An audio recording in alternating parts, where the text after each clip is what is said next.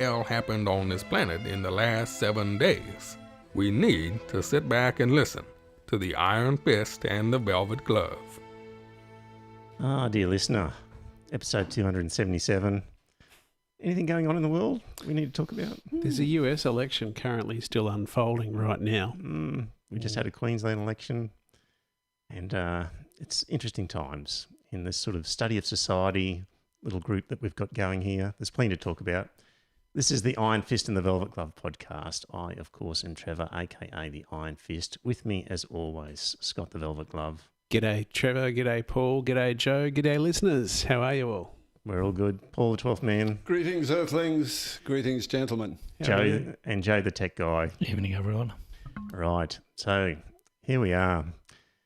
Well, there's a US election unfolding before our eyes, and it looks like we're stuck waiting for more votes to come in to put us out of our misery, and we might be waiting quite a while on that. So, of course, we're going to talk about the US election, but I thought we might start with the Queensland election and then move into the US one. So let's just do that. So if you're wanting a US election, we'll get there eventually. But hell, we just had a Queensland election, which was important to us, and you might have been listening to the US election all day, and you need a little bit of a break before you get back into it. So, Queensland election, the result: Anastasia Palaszczuk, otherwise known as Palaszczuk. Solid victory. The polls not predicting how well she actually ended up doing. She actually did a bit better than what the polls predicted, and I thought that. Well, I'm in two minds, because I thought with all of the sort of negative campaigning by the Murdoch press, who I'm obsessed with, Paul, He is. and the negative campaigning by Clive Palmer, I thought that Queenslanders did well to sort of overcome all of that. But on the other hand, I thought maybe she could have won by a lot more if that stuff hadn't have happened. We'll never know. So, You'll never know, but it was a solid victory. I mean, it was very surprising to see that Labor picked up a seat in Caloundra, which used to be Mark McArdle's seat. Now, he used to be a leader of the Liberal Party. yes. Yeah, he used to be the leader of the Liberal Party before it became the LNP. Right. And I gather Harvey Bay also changed hands too. Now, I was talking to my old man on Tuesday, and he reckons that he's becoming more and more conservative as he gets older. But he reckons that it's a combination of the boomers and the younger people moving into Caloundra that made it change. So, Right. yeah, he reckons that The boomers, because they wanted their health protected. yeah, Right, and they were grateful for what Palaszczuk had done to With keep the the borders borders closed, yeah. Right, yeah.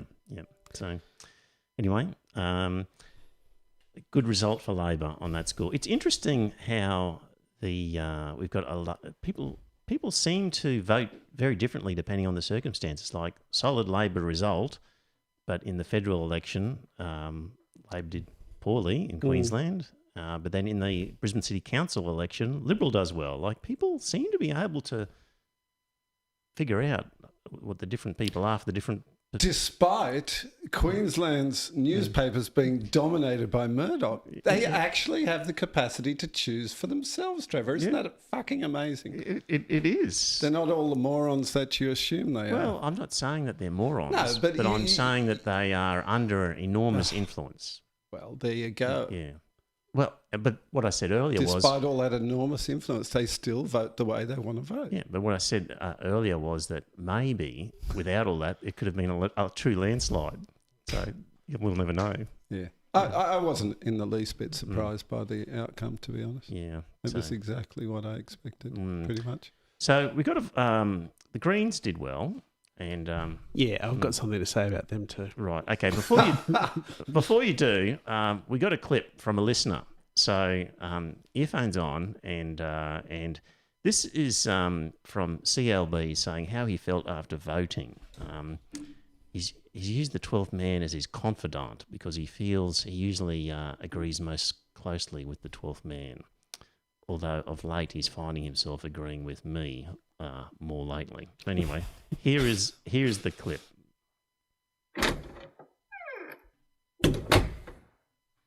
Forgive me, 12th man, for I have sinned. It's been forever since my last conscience vote. For 30 years, I've been a staunch Liberal voter, shaped by the union actions I witnessed in Queensland in the 80s, and reinforced by the courage of the country by our Lord and Saviour John Howard. My faith has remained strong until now. I'd always believed that the right was the light and the way. But over the past year or so, I've started questioning my faith, Brother Twelthy. The pushing of religious agendas at the federal and state level is growing unchecked. The addressing and rectification of real issues which affect our society have given way to the mythical beliefs of individuals being held as a higher priority. This has led me to my most recent sin. I'm sorry, 12th man, but for the first time in my life, I succumbed to the lure of the underworld, and I'm ashamed to say, in the Queensland state election, I voted Labor. I know, I was weak. But with the shit show that is the LNP at the moment, and with Frecklington making gaffe after gaffe every time she opened her mouth, my faith could not endure. Sure, I could have thrown an independent a bone, but we all know how that turns out. I even considered the Greens. Well, I've lost my faith, not my fucking mind. So please, 12th man, I ask for guidance in restoring my faith in the Libs. What can I do to make the right again? Is that the first confession you've ever received, 12th man? I'd have to think about that. But look, CLP, I appreciate your regard for my opinion, but I'm not a Liberal voter and never have been. I've never voted Liberal in my life. Yeah. But I can sort of relate to the last election because like CLP, I voted Labor, which I usually do. But this time I felt really dirty after I'd done it. Because I didn't want to vote for Palaszczuk and all the damage she's inflicted on the state. I guess he's confessed to you because he recognised you voted under sufferance, I guess. I did this time. Which is what he was doing. I certainly did this time. So CLP, CLB, isn't it? Yeah, CLB. Yeah. CLV, sorry. CLB or CLV? Yeah. CLB. So... can't spell voter. Right, so... Confessions of a Liberal voter should be CLV, shouldn't it? No, I think that's... I don't know if that's what CLB stands for. Probably not. Yeah, I don't know. It could stand for something else. So, you sent a note saying that the Greens took a $100,000 donation. You thought that was hypocritical? Not hypocritical exactly, but interesting, I thought. Right. Because they took it from a professional gambler. I thought the Greens were as pure as the driven snow. I don't think they're above taking donations, but... what they do say is that they don't take corporate donations. So they would take it from a professional gambler, but not from Crown Casino. Absolutely, yeah. So I guess the question is, if you take it from a corporate donor, the risk is that you will help promote their corporate interest. And then if you're taking it from a professional gambler, how are you going to promote the professional gambler's interest? I guess if something came up, some law about banning gambling or whatever, then you're in a conflict. So, but I don't know. Yeah, I just, I often get the feeling that the Greens like to project an air of moral superiority all the time. Absolutely, they do. It's incredible. And we all know that gambling, maybe not for this particular professional gambler, because he or she seems quite successful, but as we know, gambling causes a lot of harm on ordinary people who can't afford to gamble and do it anyway, of course. Yep, and they gamble away the family's money and all that. Yep, I agree. Hey, so one of the things was the scare by Clive Palmer over death taxes. And I found this little bit of history on Crikey about death taxes. So the OECD average inheritance tax is 15%. So Italy is one of the lowest at 4%, while Japan has the highest at 55%. Wow. Yeah.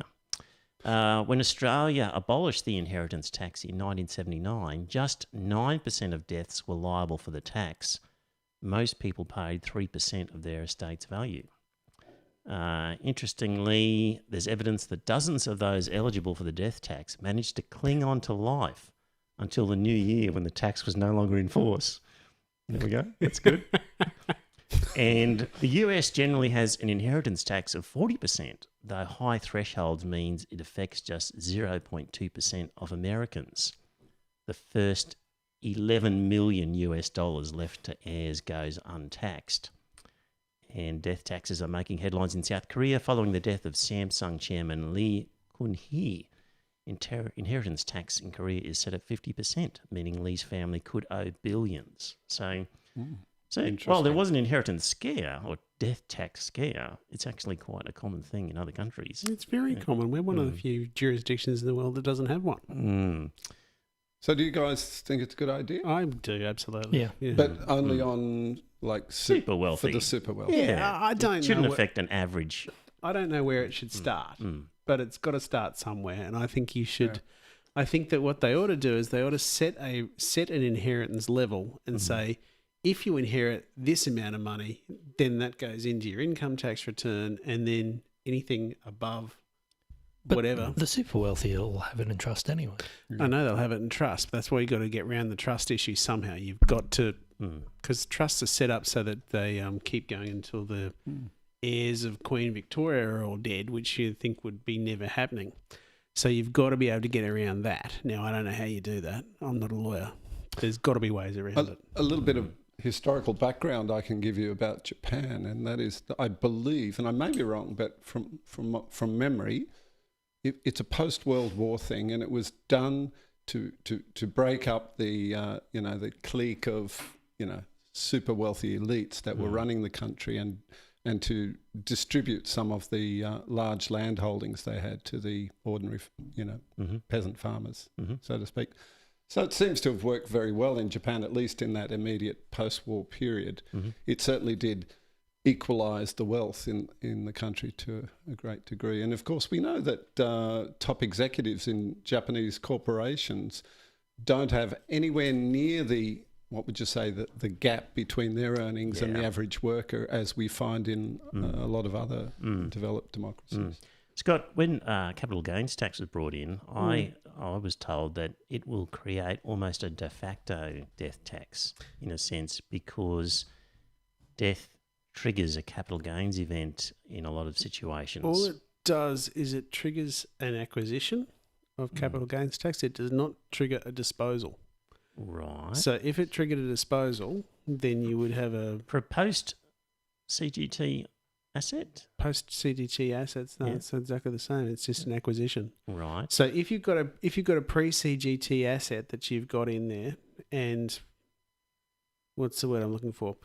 Let's if say someone dies, let's say somebody bought a property in 2000. Yeah. And it was originally 500,000 and now it's $1 million. Mm. And then they die and they give it to their two kids. Then their two kids inherit that and they take it over at the date of the death, and they take it over at the inflated value. Right. So that becomes the acquisition. There is no disposal on death. Yeah. Okay. All right. It's just an acquisition. Yeah. Okay. I got that wrong.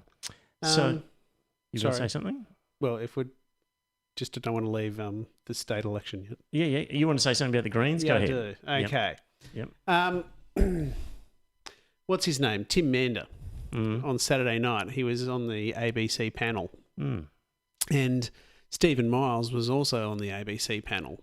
And Stephen Miles made the point, he says, well, all the LNP have done tonight is they have unseated one Labor candidate and they've replaced him with a Green because of their grubby preference deal. Yes. Tim Mander turned and looked rather incredulous at him and said, yes, we've done to you this time exactly what you did to us in Mayweather 3 years ago. And I thought, for the first time in my life, I actually had to agree with Tim Mander, because what the Labor Party did to the LNP in Mayweather was they kicked out an LNP member and replaced him with a Green. Right.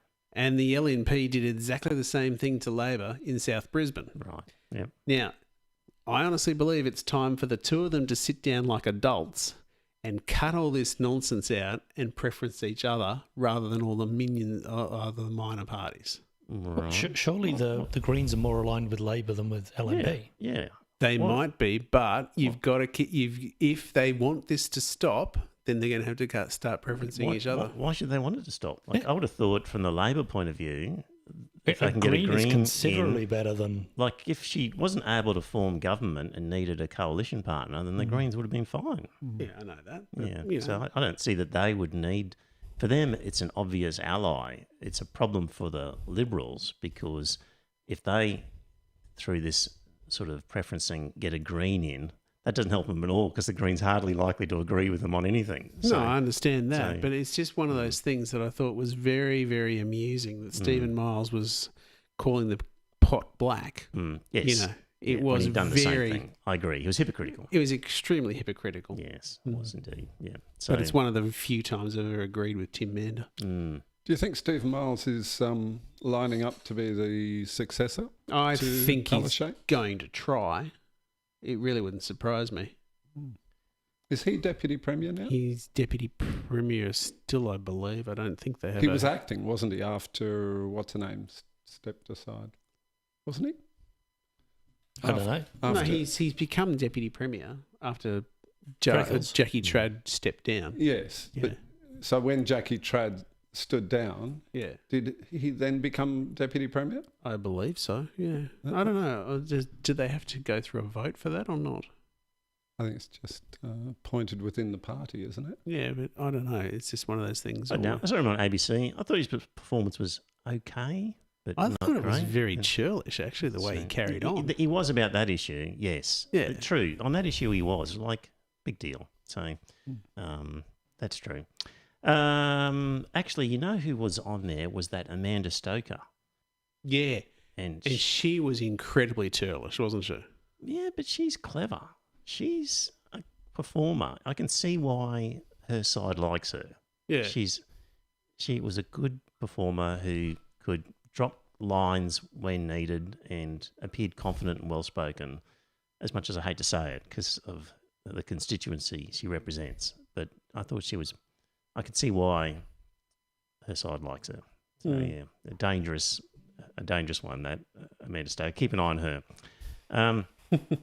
We mentioned about Clive Palmer's misleading advertising and how it was incredible they could get away with this. And one of the interviews I saw at the election night was with Wayne Swan, and the first thing he said was along the lines of, "We can't let this happen again with Clive Palmer." Like, sure as eggs, there are going to be some laws introduced to stop people doing what Clive Palmer did with that death tax scare. So, interestingly, in terms of the history of it, there was a Commonwealth, under the Commonwealth Electoral Act, there was a law that basically prevented, advertisements that are untrue and likely to be misleading or deceptive. So, arguably, that could have been covered. But mind you, that particular act in the Commonwealth sphere was repealed way back in 1984. So it was a law which didn't last very long, and they repealed it because they said,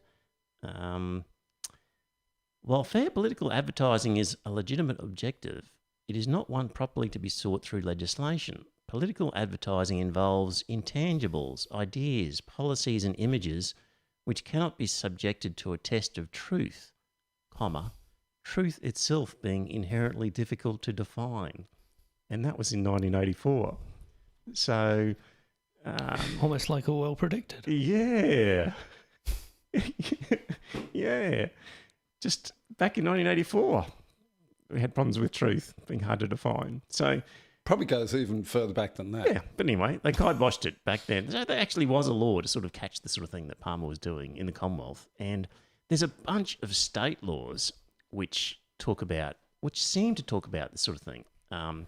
So in New South Wales, it's an offence for a person to print electoral ads intended or likely to mislead in relation to the casting of a vote.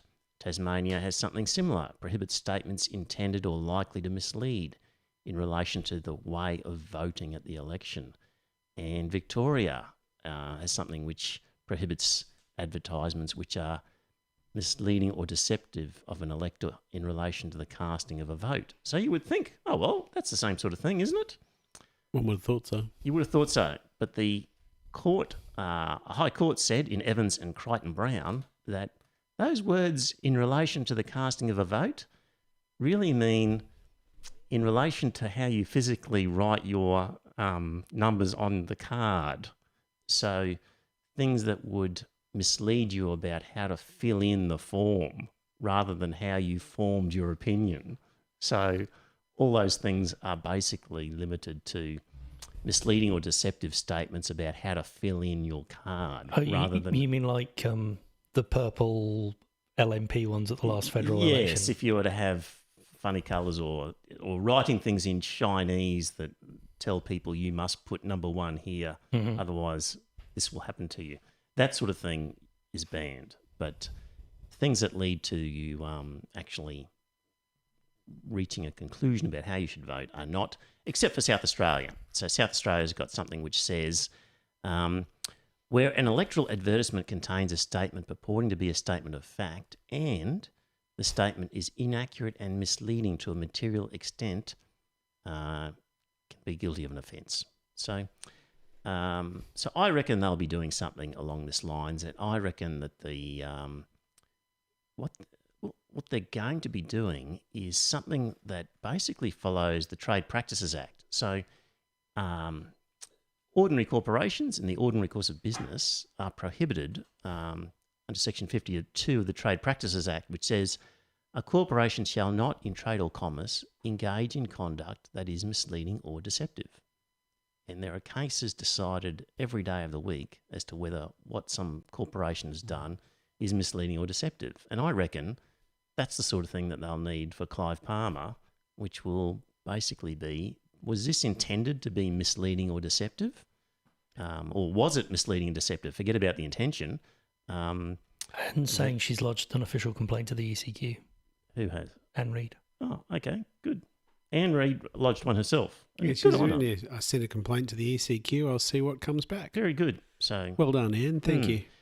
So I like that test because it's one that happens all the time in the corporate world of corporations cannot engage in conduct which is misleading or deceptive, and courts are able to work that out through the system. So we could apply the same to political parties. I'm impressed that he's just got 0.6% of the vote for all that money spent. Yeah. So he's clearly imploded, hasn't he? Any idea how much he did spend this past election? $8 million. $8 million was what I heard. Small change to him, I suppose. Right. American election. Gentlemen, it's depressing. He's incredibly depressing. I mean, like, I was sort of expecting that Biden would win fairly comfortably and that we would have a result by now. Clearly, we don't have a result. Although listening to Donald Trump, we do have a result. But, you know, just on the ABC website now, 80% of the vote has been counted of the Electoral College. Trump has 213. Biden has 238, so Biden is closer to the magic number of 270 to win. Yeah, but it all depends on these handful of electorates. Yeah, it's down to a handful of states, and I could be stuffing it up here, but in Trump's speech and all that sort of stuff, he wanted the vote counting to cease immediately in Arizona, but he wanted it to keep going in those 3 Rust Belt states that he won in 2016. Right. So I just thought to myself, okay, even a incredibly stacked Supreme Court that they've got now won't be able to vote that way. You know? I do not understand where this man is coming from. You know, we've said it before, he's a narcissist and all that sort of thing, but he seems to have lost all grip on reality. When he was saying that, the way he was saying his speech, he says, "Oh, look, I want to thank the millions and millions of people that have come out and voted for me," which is fine. But then he said, we've got millions more votes to go and that sort of stuff. We're going to win. And he could still win legitimately. But then to say that it's already won and that they should stop vote counting now is bloody ridiculous. His latest tweet says, "We are up big, but they are trying to steal the election. I know We that. will never let them do it. Yeah. Votes cannot be cast after the polls are closed!" Exclamation mark. Of Well- course, this comes with a warning from Twitter above it saying some or all of the content shared in this tweet is disputed and might be misleading about an election or other civic process. Absolutely. It's I don't understand where the hell he's coming from, because they made this point on CNN, which I was watching since 1 o'clock today. They were saying that all these votes that are yet to be counted are they've already been cast and all that sort of thing. They are not cast after the ballots are closed. But he's just got it in his own thick head that if you're going to count after the ballot has closed, that's the vote that's after the ballot, which is ridiculous. Well, he just wants to whip up hysteria and the I know idea that. that if he loses, it's because it's been stolen through an undemocratic process. So that's his whole thing. So and also because they've closed so many election sites in the poorer areas. The poorer areas have had to pre-poll and postal vote, and they don't want those counted. Yeah, a whole bunch of skullduggery going on in the lead up.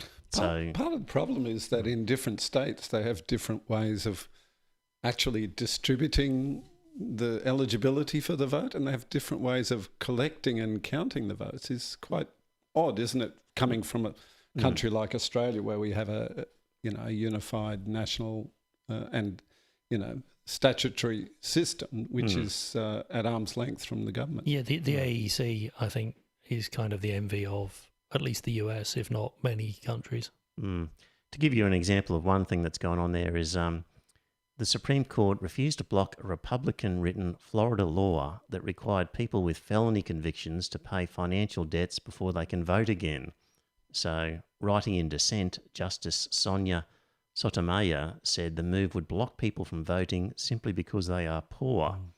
An estimated 774,000 people in Florida can't vote because they owe money. Hang on, Florida votes in... Trump votes in Florida. Yes. And doesn't he have outstanding debts? Well...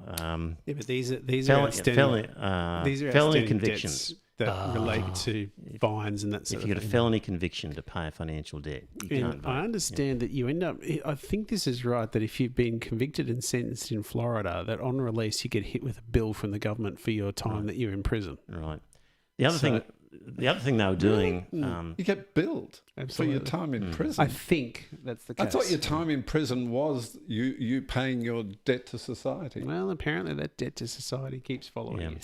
a bunch of robocalls, the most evil of which were calls to aimed at African American communities, saying that, careful, there's a danger of voting by a postal vote. The authorities will use the information to serve you with outstanding warrants, and they'll use that data, and also for child support that you might be owing. So basically saying to people, if you use a postal vote, the authorities will know where you are and be able to chase you for these things. So truly evil. Yeah, look, the minds behind this. Trump's statement on air was outrageous. I agree with you, Scott. He was basically saying the Democratic Party is trying to steal this election, and he also used the word disenfranchising. He said all these Republican voters who voted for him are being disenfranchised, which means they are having their legal right to vote taken away from them, which is absurd, of course. Which is what the Republicans are doing to poor people. Well, that's right. That's right. They are trying to disenfranchise poor people and possibly other people.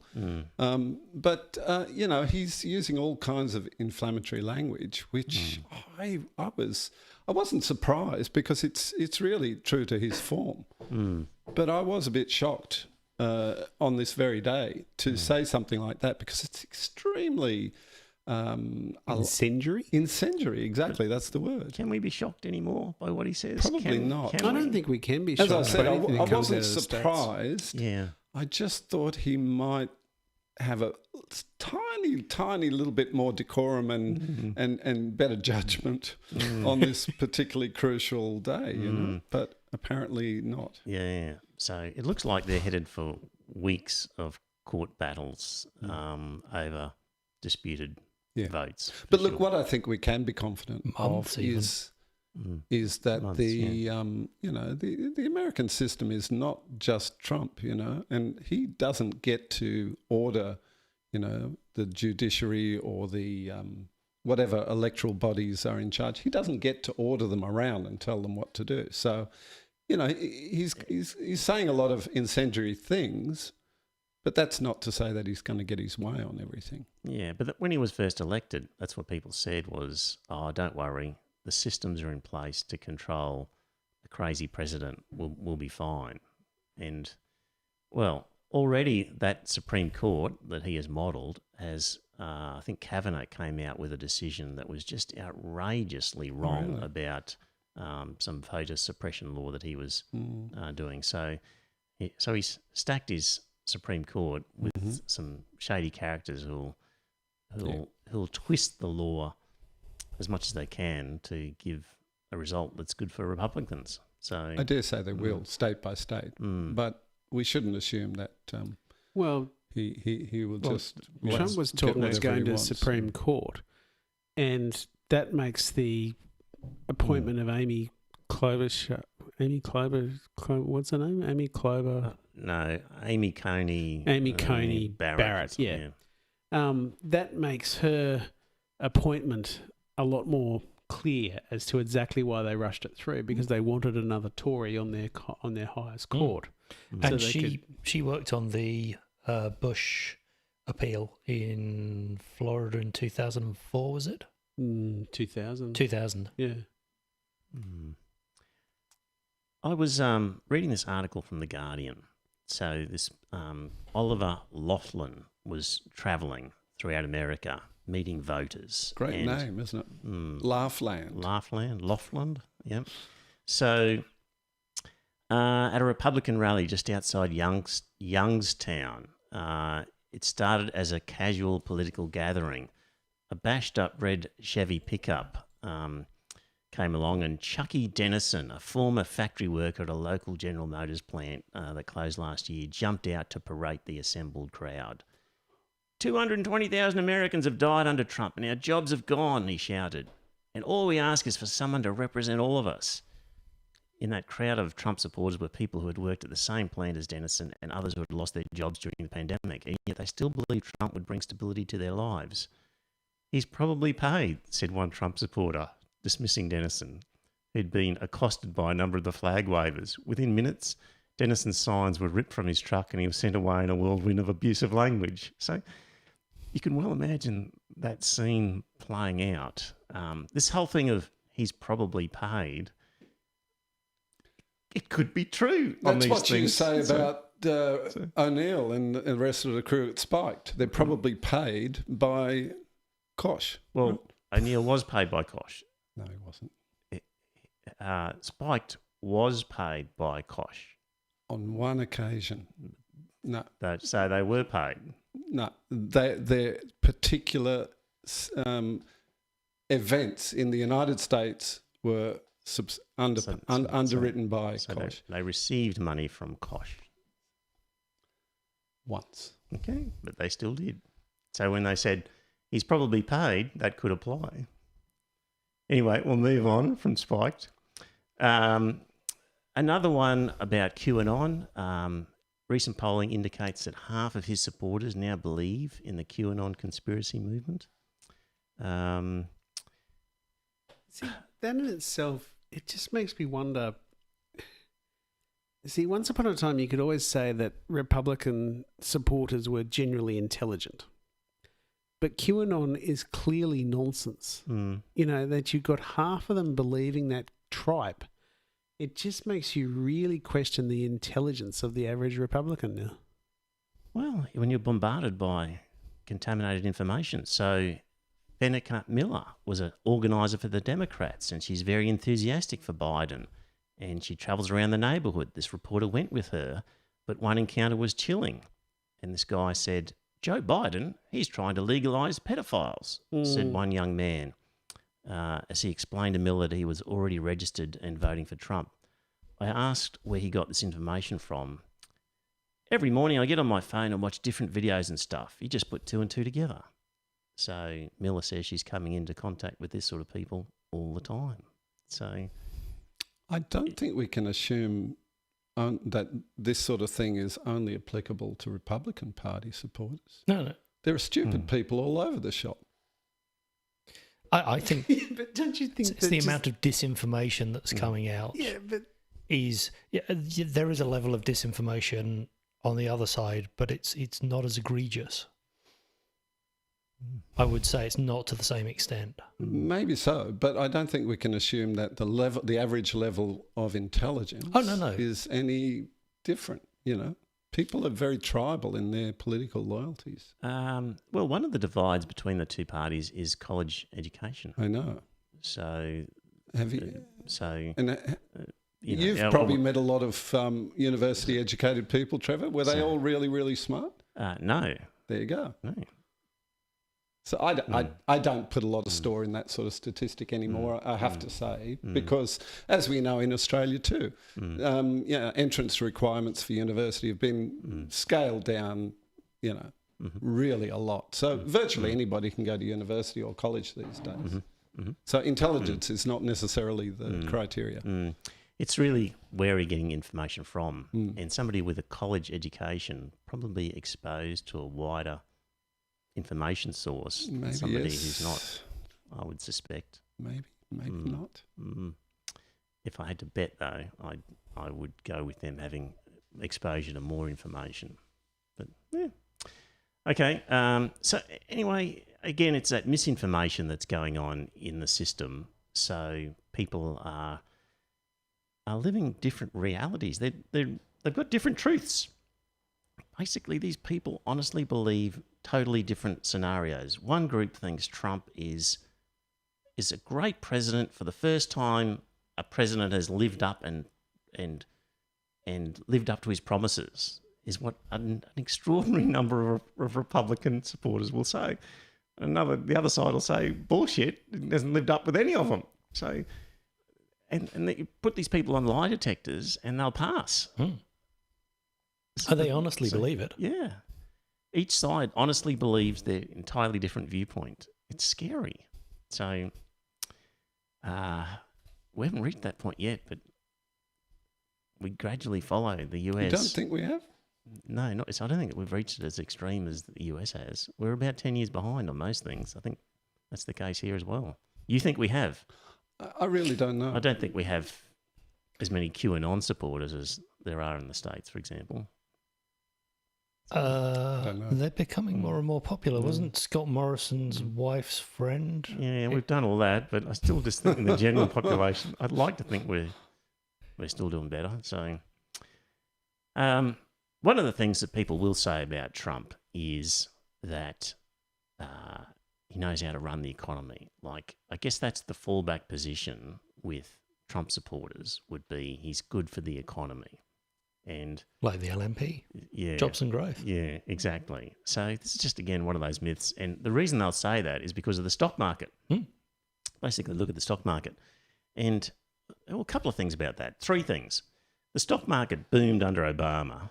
Plus, an American economy is like a big oil tanker. Like, it takes a long time to actually, from the decision to start turning to port or starboard, for the thing to actually move. Like, you don't rock up and say, in your first year of your presidency, I'm responsible, because there's a whole host of things underway.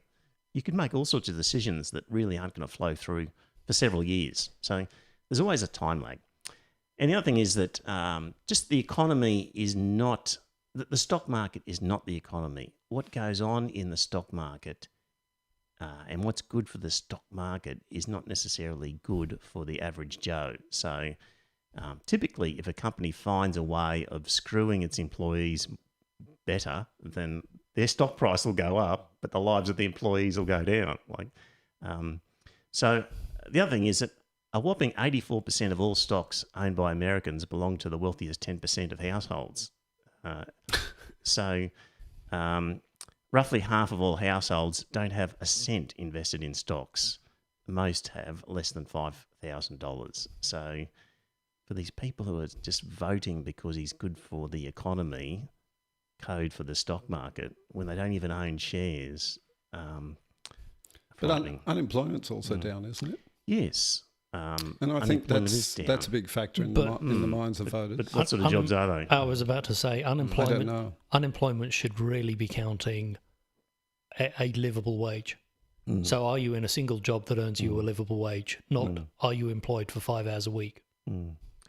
And unfortunately, typically, you've got to earn 2 jobs to make a decent living in America. So the calibre of job is often really poor. But it depends on what kind of work you're in when you say you've got to have 2 jobs. I don't think professionals have 2 jobs, do they?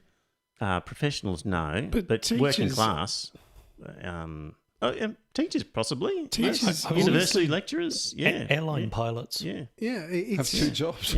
Yeah, actually. So they do a shift flying a... And that's what they were saying was scary, was people were Boeing. getting in a plane, having just worked a shift, doing another job, because airline pilots, it's such a cutthroat industry now that they're getting so low pay. It's dangerous, isn't it? Yeah. It's extremely dangerous. And you've got teachers actually work during their school holidays because they either don't get paid or they get paid at a lower rate for being on school holidays. So you end up, they go into, their summer holidays. You could have this situation that the teachers are having to serve their brat students who turn up to get ice cream and that sort of shit. Sorry. So anyway, as a teacher, I was trying to imagine myself serving ice cream to my students in my holidays, but and certainly true working class, like your Walmart workers and burger flippers and that sort of people, have to be two jobs just to pay the rent. Yeah. So also just in terms of voting, typically, in 2016. It was about 56% of the US voting age population actually voted in 2016. Looks like it might be higher this time. Yeah. But I did see an article that was saying I was complacent last time round. I voted for Obama. I thought it was in the bag for Hillary, so I didn't bother. Right. There we go. So 56% last time.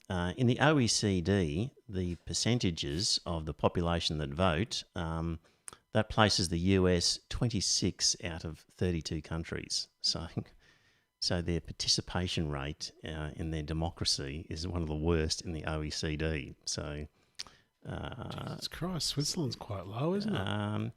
Okay, I'll look at some of those. So, who's above the United States? Estonia, Ireland, Slovakia, Spain, Portugal, Canada, Greece, UK, Czech Republic, Italy. Even Mexico's higher, but they seem to have maybe some laws that force you to vote. France, Austria, Germany, Norway, Hungary, Finland, New Zealand, Israel, Netherlands, South Korea. Australia is 4th from the top. Then there's Denmark, Sweden and Belgium. So that's in terms of voter participation. Other thing is, let's talk about age. So these are the 2 oldest presidential candidates in history. Joe Biden is 77 and Trump is 74. Now, he'll be 78. If he wins the election, he'll be 78 when he gets inaugurated. Yeah. I was listening to a Sam Harris podcast and he was saying, all the terrible things about Trump, but he had to admit the one thing positive you could say about Trump is at 74, the man has got energy. Could you imagine at 74 being able to run the schedule of rallies that guy does? I guess during the normal working week, he's just eating pizzas in his room, watching Fox, twittering. And allegedly amphetamines, handfuls of. Okay. But still, it's quite, his energy levels for his self-promotion, he's not working nearly as hard as a president should at presidential stuff. But still, for 74, he's doing okay. So you've got to give him a bit of a tick for his for that. But But anyway, there's an age limit in terms of being president. So you don't like AOC, do you, Paul, from memory? You're not a fan of... I don't like her ideological orientation is what I don't like. She's woke. Right. Thoroughly woke. So I quite like it, but I've mentioned that before.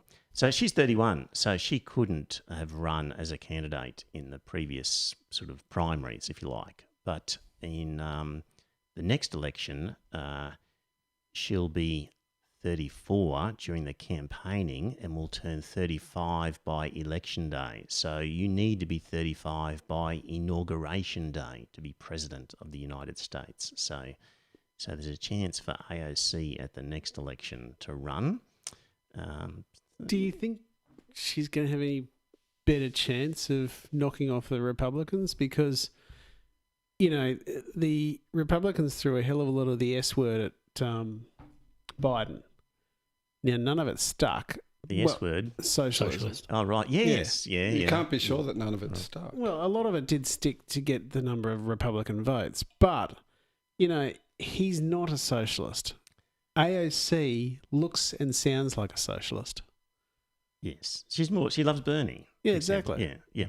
This is what makes me laugh about when I see people talking about, can't have the Democrats in, the Joe Biden, can't let the socialists in. Like, for goodness sake, Joe Biden is so right-wing. Right-wing? In his... Yes. In his party. In his politics. There's nothing leftish about Joe Biden at all. So the scare campaign about the Democrats and socialism with Joe Biden in charge, it was laughable, wasn't it? It is laughable. Like, he's so conservative and just the idea that he would introduce a modicum of socialism is just crazy. So even Obama was relatively conservative. Exactly. Yeah, he had Goldman Sachs guys running his programs for monetary, and he things. bailed them out in the GFC. Yeah. So, I think Bush started the bailouts more so than what Obama did. Obama kept them going. But, you know, what was very disappointing to me was that none of those bastards saw the inside of a prison cell. And they were all paid out bonuses and all that sort of shit, and they were paid out using taxpayer money. Yeah. So the other thing is, just on the Supreme Court, we mentioned them before. Did you know, dear listener, that we've just had 2 new Australian High Court judges appointed? Yeah, there's a woman and there's a bloke, isn't there? Well, you've done well. Without looking at the screen, can you name them? The woman is the daughter of the former Chief Justice of the High Court, and I can't remember her surname. Yeah. Jacqueline Gleeson. That's it. Yeah. And Simon Stewart is the other guy, replacing Virginia Bell and Jeffrey Nettle. And we could rattle off the ins and outs of a number of US Supreme Court judges, and we would know nothing about Australian High Court judges. Because they're not involved in Bill of Rights type decisions. Exactly. Yep. Dry old legal arguments. Which is why we don't want a Bill of Rights, right? The only time we paid any attention to them was when they were dealing with sort of Section 44 matters about whether politicians would be disqualified from acting because they had dual citizenship. Remember that? That was about the only time we paid attention to the High Court. So that's one of the reasons. I was listening to a Sam Harris podcast, and he said he had a bit of a revelation trying to explain why people like Trump. He just couldn't get why so many people like Trump. And basically the revelation he had was that Trump is shameless, but he never pretends to be more moral than anyone else. He doesn't shame other people for their poor morals. So he's the opposite of Clinton's sort of basket of deplorables. So he's not telling potential supporters that they are bad people. So that's an interesting comment. In fact, he treats everybody like that, doesn't he? He treats every interaction, whether it's with a voter or the leader of a foreign country, as a negotiation, sort of, you know. And he assumes that they play by the same rules as he plays. And that effectively, if you can get away with it, get away with it. Exactly. And there's nothing wrong with that. Yeah, it's all about what you can get away with. Yes. And he assumes everybody plays it the same as he does. And so you're right. He doesn't sort of draw moral, cast moral aspersions at other people because he assumes everybody is as corrupt as he is. So it's easy to imagine the poor working class in the Rust Belt who are told that they're deplorables and that they're racist and, other terms like that by the Democrats is what they would perceive, and that here's a guy who's basically never criticising them along those lines. So that's he part says of it his like appeal. it is and that was Pauline Hanson's draw card. Yes, and maybe it's a partial explanation why the Greens have never really got past around 10% is because they're so moralising about everything. They're criticising people. Yeah. People don't like being criticised. They look down on people. So the Trump supporters are not feeling like they're criticised by Indeed. Trump. That's an interesting observation. Isn't it? Yeah. Something to that. So I had always put it down to race. What were the 4 R's I had? Race, redneck, religion, Rust Belt, and now we'll add respect because these people feel disrespected by moralising Democrats. Indeed, yeah. So, and I think there was a bit of that with the Labor Party and the recent federal election where the coal workers were really told, well, you are doing a dirty, rotten job that you just shouldn't be doing and we're going to get rid of you without really empathising with their position. And the UK and Brexit. Yes. Everyone who voted leave was a racist. That's right. Yes, that was interesting. They couldn't possibly have valid points that they were worried about European Parliament overreach. It must be just because they were racist. Yeah. So maybe people are just voting for people who don't insult them. Yeah, quite possibly. I think that's a valid call. So that was Sam Harris. Let me just see what else I've got here. Okay. Yeah, just sort of now. Anybody want to have anything else specifically on the US election at all? Polls. I heard an American guy make a funny joke. Well, I thought it was funny. He was being interviewed by one of our ABC correspondents and was asked about the polls, and he said, do you know you can't actually average out polls. He said he didn't trust polls, and the ABC reporter said, yeah, but on average the polls seem to indicate a Biden victory. And he said, averaging the polls is like averaging champagne, Coca-Cola and turpentine. I thought it was quite fun. Yeah.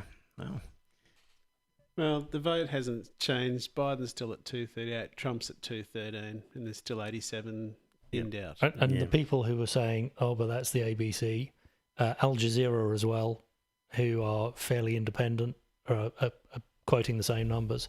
And these were predicted. These were the states that they knew he was likely to win. Right. Meaning Biden has won just the states he was... No. So they were saying that at 9 a.m. ABC was predicting that Biden had 203 electoral college votes. Right. And that was just going, we know that California and New York will vote for him, and therefore that he has already almost certainly won this number of seats. Yeah. But it has gone up a little bit since then. Oh, yeah, it has. With a few states that they weren't sure of. Yeah. But I go back to one of the things I said to Mrs. Fist when I first arrived, is that Trump could legitimately win this. Now, I do not understand, because he's looking at exactly the same numbers we all are, how the hell he can come to the conclusion that it's all over, the Republicans have won. But he doesn't have to honestly hold that belief. No. He has other when he says things, it's not because he believes them. It's a strategy. It's a setting up of a situation so that his supporters will be outraged and he will be able to, down the track, expand on his view that he was robbed if he ends up losing. So what's he wants them to riot in the street, does he? If necessary, if it helps Donald Trump down the track and he pulls the trigger for a riot, yes. So I totally agree. Also, in his if he loses and his post-presidential career, do you know what that's going to be? It's apparently a television. A televangelist. Yeah. Yeah. Televangelist. So apparently he changed his religious affiliation from from Presbyterian to sort of non-denominational Christian. Yeah. Where did we hear that? I heard that on podcasts I listened to. Was it 7 a.m. or something like that? It might have been. Well, 7 a.m. said it, but that's the Australian one that said it, but the Americans ones that I listened to all said it too. Yeah. Is this a joke, Trevor? No, this is dead set. Seriously? No, I mean the plan to become a televangelist. Yes. Well, what do televangelists do? They make a lot of money Exactly. for spouting bullshit. They appeal to a broad group of people and ask for tithings. And that's exactly what he's going to do. He's going to set himself up to get these tithings from all these people. Yep. He's going to go out there and preach the prosperity gospel, and he's going to use every cent that he collects to pay off his own debt. And he loves rallies. And loves it being the centre of attention. Exactly. Yeah. And so also this sort of, we won, I declared victory, and then it was taken away from us, we were robbed, is all part of feeding that sort of post-presidential career as well. So I definitely... That's if New York don't get him. New York doesn't get him as in... criminal charges. Right. Well, tax evasion. That's why he needs as much tithing as he can get. So he's clearly going to be in the courts a lot fighting state battles. So for sure. Yeah, it's going to I wouldn't be at all courtrooms. Surprised if he wins. So... Honestly, the way I was watching good. the telecast most of the day, as I told you, and as the numbers came in on the states that were predictable, I thought, my God, he's going to win the damn thing.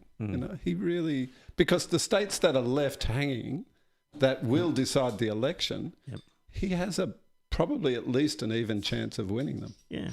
Well, the Democrats are apparently confident because they feel that their pre-polls are going to get them over the line. But you just can't trust any of this. You can't trust any of this stuff anymore. You have no That's idea. why he's going to the Supreme Court saying we've got to stop counting.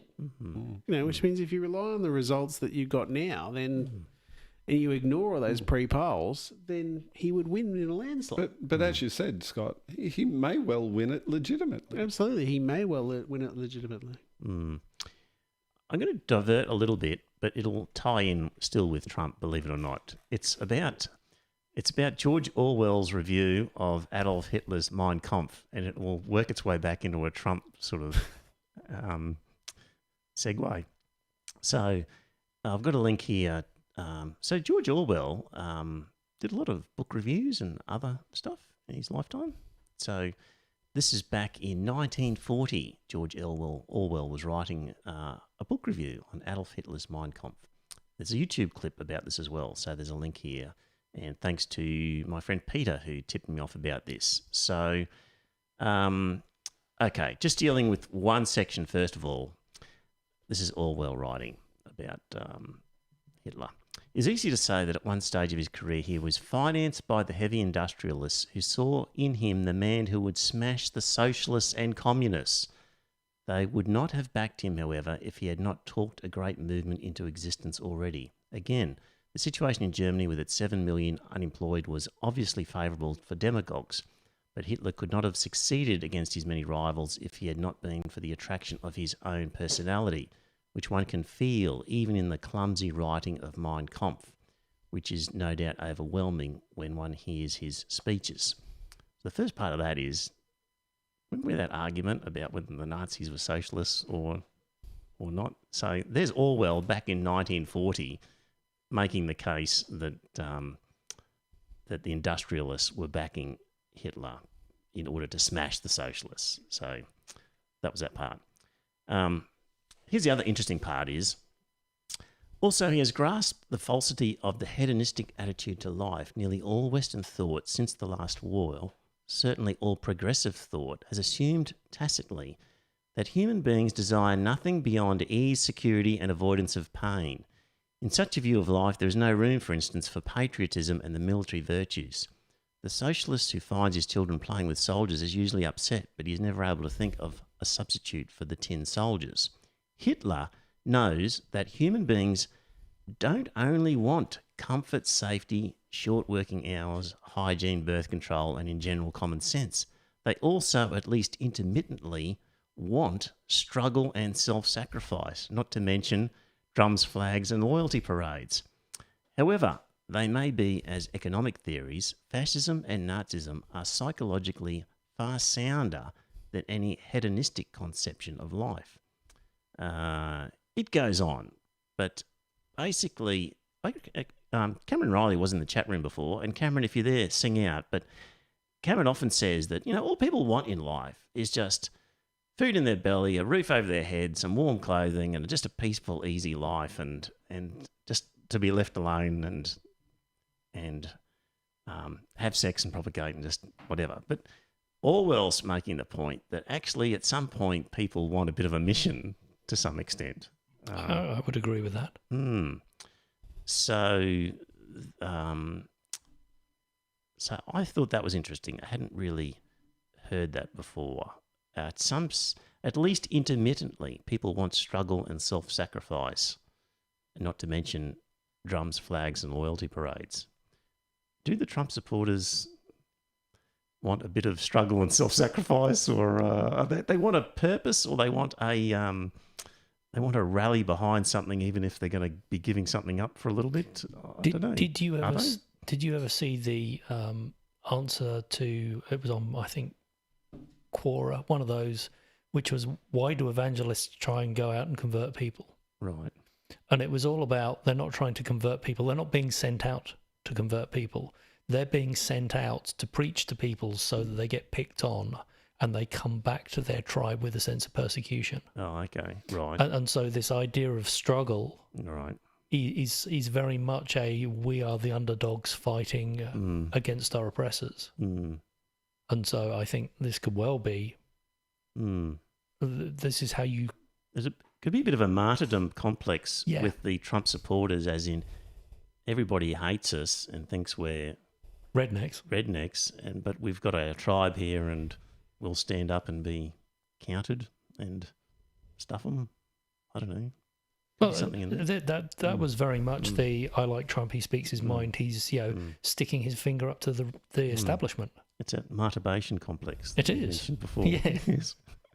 Yeah. So anyway, that was Orwell writing about the Nazis. Something in that, I think, and I can see that a little bit with just with the Noosa Temple of Satan, and as opposed to atheism or secularism. Like atheism and secularism is like just, it's sort of a,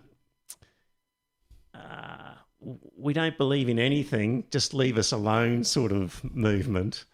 Whereas the Satanists have got a bit of a rallying cry about rebellion, if you like. It's got something more to hold people in as a sort of, I sense it's actually gathering people in more than these other movements are, because it's something positive to rally around rather than something negative to rally around.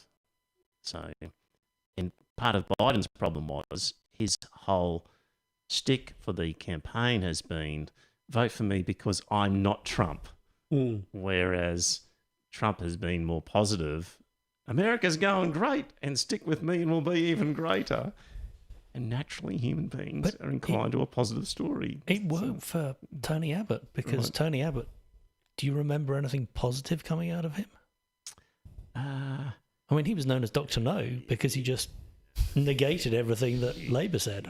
Yes, he said that's true, but he wasn't saying. Did he offer alternatives though? I don't know. I can't remember exactly. Yeah, so he's certainly negative, but he was offering alternatives, but they were the negative of whatever Possibly. It was. Whereas Biden hasn't really offered alternatives. He's just said, "I'm not Trump," without really getting into the woods of what he actually is. I think Abbott actually said things like, "I'll stop the boats," or the opposite of whatever the Liberals were vocalising at the time. I think something to rally around. And maybe in this US election, just saying "I'm not Trump" is just not enough to sway enough voters. It could be. That's I mean, I think most of us agree. A lot of people voted for Trump simply because he wasn't Hillary Clinton. So it may well be that there are still enough voters that identify Biden with the Democratic Party and with Clinton and all the people they despise. The establishment. Yeah, all the people they despise. And just not being Trump is just not enough. Yeah. Well, and in the Labor Party federally, with JobKeeper, they've put the word on Albanese to say, well, what do you think the JobKeeper rate should be? And he says, oh, I'm not saying, I want to give the government room to move and not be influenced by us. Like, What sort of opposition leader is he? It's just complete crap. Jesus. It was, well, I want to give them room to move. Oh, In God. other words, I haven't seen the opinion polls yet. Yeah, just please, Labor Party federally, get somebody else. Yeah. Albanese is hopeless. You have to. It's not up to the task at all, is No, he? just standing aside and letting them do whatever they like is not working. And being a nice guy, we keep being told he's a lovely guy, Albo. He's a lovely guy. Yeah, he might well be a lovely guy, but you it's don't, just not enough. it's not enough. You know, you've got to have a fair amount of bluster, and not bluster. You got to be, you got to be ballsy, don't you? And you've got to use that, and you've got to be quite prepared to punch them in the face when they need it. Sounds a bit chauvinistic. I know, and that's why I was groping for a different word, but I couldn't find one. Okay. I don't know. I don't think Maggie was averse to that.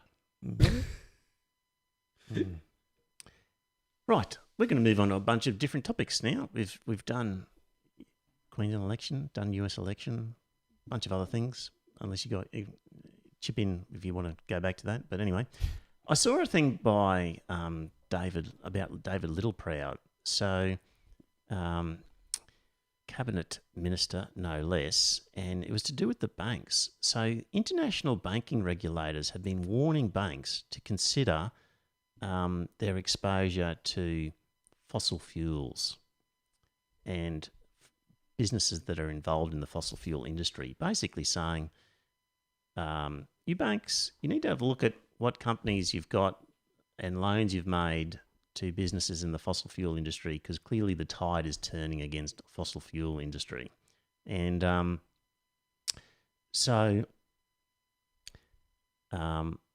the Australian Prudential Authority has told the banks they must report their exposures. But what Littleproud said is that the Nationals will review every policy lever at the federal government's disposal, including the availability of deposit guarantees to protect Australian farmers from these sorts of arbitrary boardroom ideological agendas.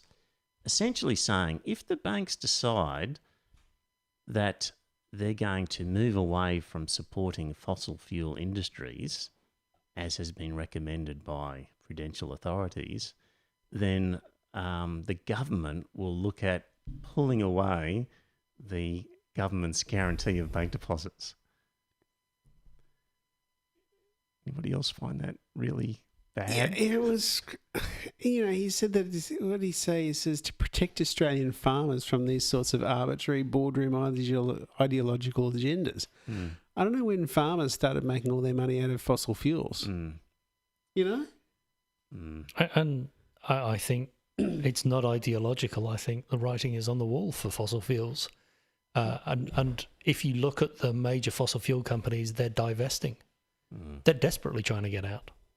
But why is the Prudential Regulatory Authority telling the banks who they should and shouldn't invest? Well, I think they're saying that that this is a liability and you should be telling your investors this. Isn't it their decision to make what is a liability? And No, a Prudential Authority gives advice about risk and says you need to take into account a pandemic risk. Look at your books and what businesses do you have that are subject to a pandemic risk, for example, and so that's what prudential authorities say is it's about risk management. So that's how that came about. Yeah, It's really quite disturbing that, what was his name? Littleproud would actually bother saying something like this. Yeah, so It's clearly he's clueless, because I honestly thought what APRA was actually asking the banks to do was quite reasonable. yeah, and he's saying, well, we're going to look at taking deposit guarantees away from you if you do that. Exactly, which is a load of nonsense. Unbelievable. Barry Jones was a former cabinet member in the Hawke government. Yeah, he was probably Former- the most intelligent. Very intelligent man. Minister for Science, I believe, wasn't he? He was minister for a yeah, lot more than science. would have been. He was science minister definitely, but I think he was also minister for other things as well after that. He's written a book, anyway, as part of this article where they were interviewing him. He was quite damning about Australia's major political parties. He said, if you're going to rename the parties, you might rename the Liberal Party as the Self-Interest Party. The National Party could become the Coal Party, and the Labor Party could be named the Tepid Party. He says he lashed Anthony Albanese and Bill Shorten. He says Labor lacks boldness and conviction, the capacity to develop detailed policy, and the ability to argue convincingly and persuade voters. I agree with that entirely. These guys have lost the ability to tell a story. So I saw a thing on Tanya Plibersek's Facebook page where she posted an article about the Pope with his recent announcement about accepting civil unions for gay people and things like that. And Tanya Plibersek wrote, I love this Pope. Right. And I wrote her a little message saying, really? You know, and I won't go into the details of why I disagreed with her, but I said, Tanya, the voters of Australia are watching you, and if you, proclaim love for this man who presides over this corrupt, archaic institution, then I think the voters expect better judgment from you than that. Yeah. So he says Scott Morrison is essentially a salesman, and at the last election he was essentially selling a single product, short-term self-interest. And he said many current MPs simply don't know how to frame a debate. They receive a set of dot points and then repeat, and they don't listen to the alternative arguments. So I think that's a good summary of the current state of play. What else have I got here? Patrons, thanks to Greg for a recent PayPal donation. So, Paul, you said I'm obsessed with Murdoch, but that petition by Kevin Rudd has reached 500,000. Mm-hmm. It's a good number. So that's a lot of people. That doesn't mean you're not obsessed by Murdoch. Well, that's true. So look, I said I'm obsessed. I admitted to it. Oh, you admitted. So are 499,999 other people. I'm saying I'm obsessed, but I'm saying with good reason. Okay. So, if the house is on fire and I'm obsessed with getting out quickly, that's with good reason, So obsession can be justified if... Not sure about your analogy, but yes. If the topic is important, I guess. So there we go. I mean, I'm obsessed with this podcast. That's not a bad thing, is it? That's one of the few good things you're obsessed with. I think. If a foreign owner has undue influence in Australian politics, shouldn't we be concerned? He's an American. Possibly. Yeah.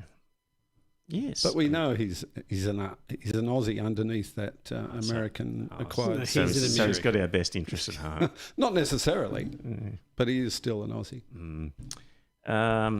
Okay, where was I up to?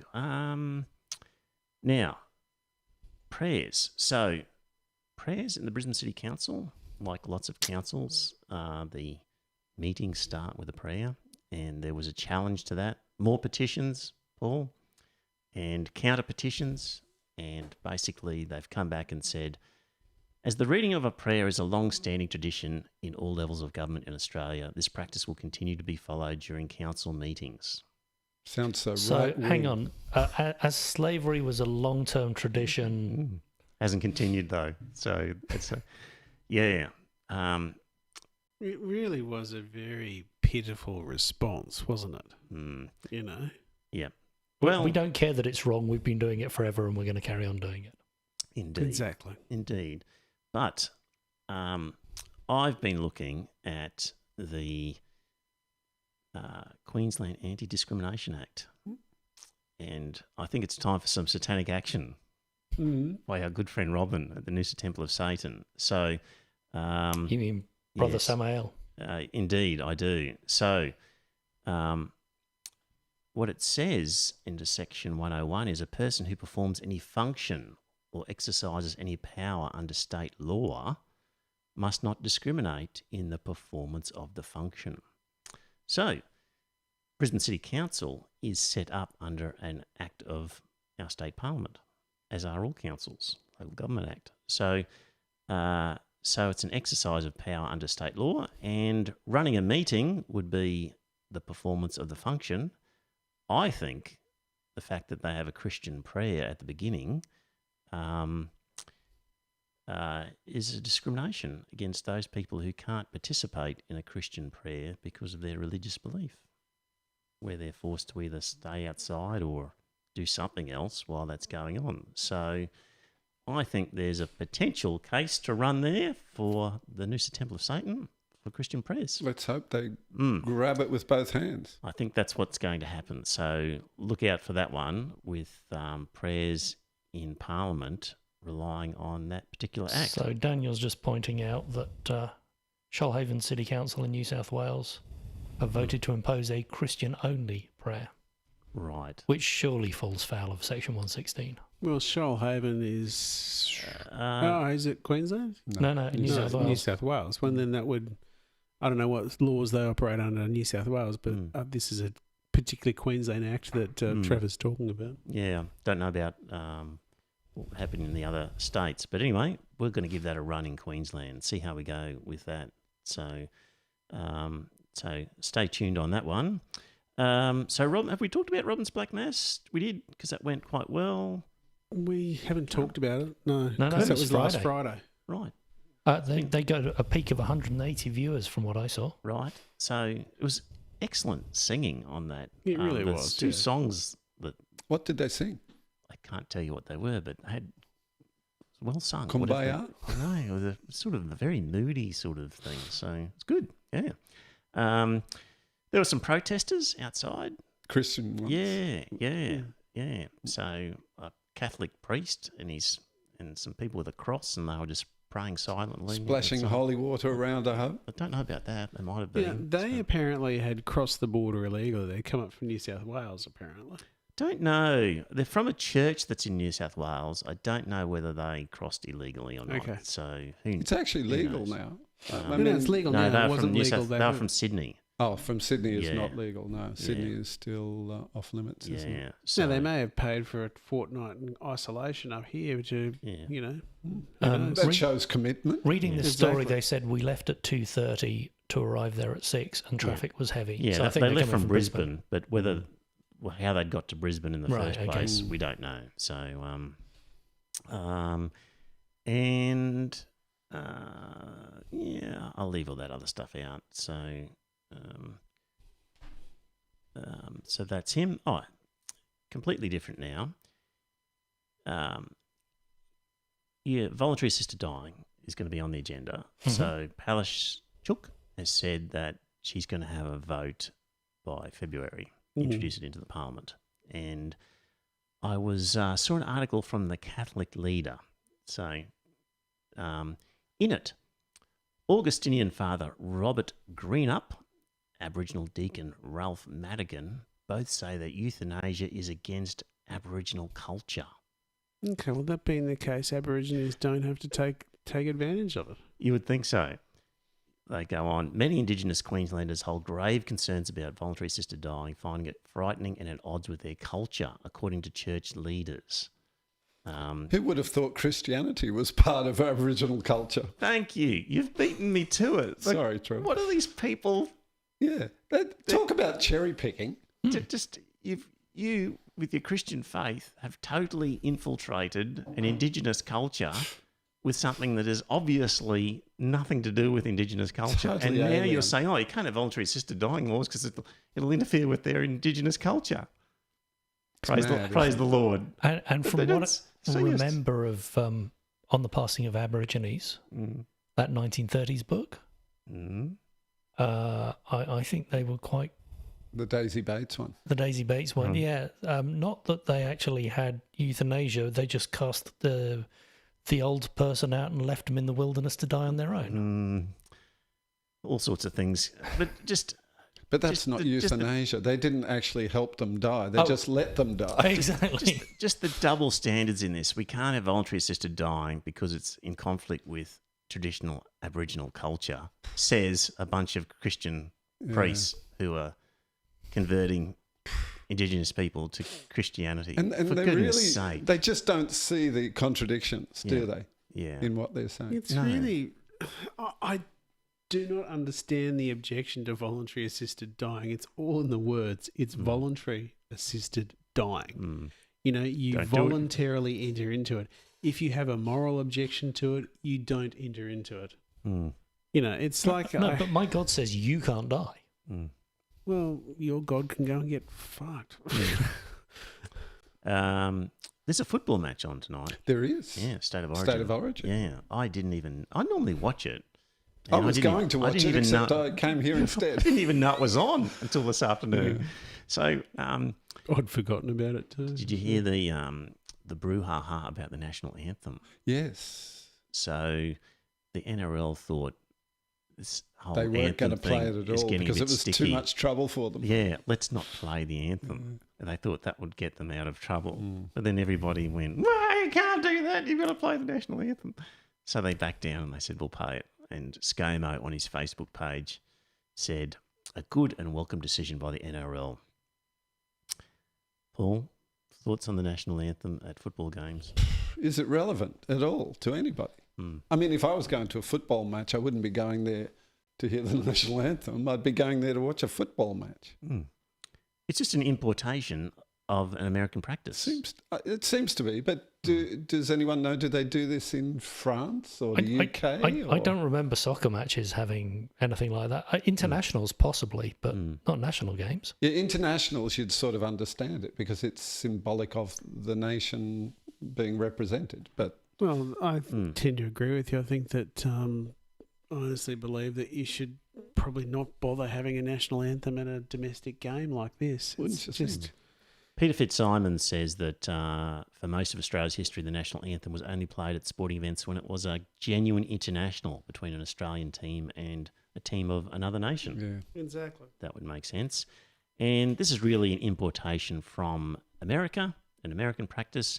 Basically, during the war years at baseball games, they started playing the Star Mangled Spanner. yes, during baseball games, and it was so popular with people that they kept the practice up, and essentially it then just fell into common practice from baseball games, and we've started adopting American practices. Do you think it's just an attempt to add a little bit more pomp and pageantry to the event, perhaps? Yeah. Because they're selling tickets to these things, and you know they want to project an image that it's a really big event. You know, Yes. not just a football match, perhaps. Indeed.